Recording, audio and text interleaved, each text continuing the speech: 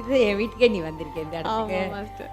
ஆ, என்னன்னா நான் சொன்ன மாதிரி லேட் மேரேஜ், லேட் குழந்தை. அந்த குழந்தை மேலே நாங்கள் 2 பேருமே அப்படி ஒரு உயிரை வச்சுருக்கோம்.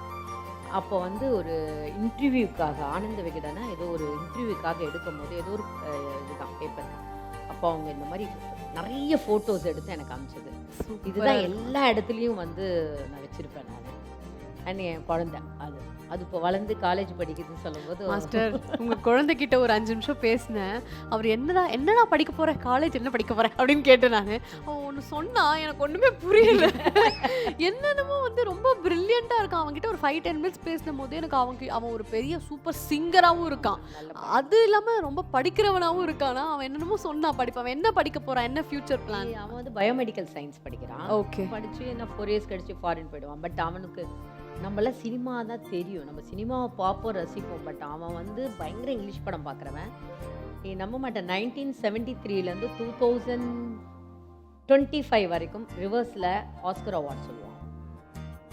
ஆஸ்கர் அவார்ட் சொல்லுவான். இன் பிட்வீனில் வந்து இப்போ 1975ல் என்ன நடந்தது, 1985ல் என்ன நடந்தது, 1992ல் என்ன நடந்ததுன்னா டக்கு டக்கு டக்கு டக்குன்னு சொல்லுவான். அந்த அளவுக்கு மெமரி பவர் அவன் பயங்கரமா. அவ்வளோ எல்லா அவனையும் படிச்சு கத்துக்கிட்டது.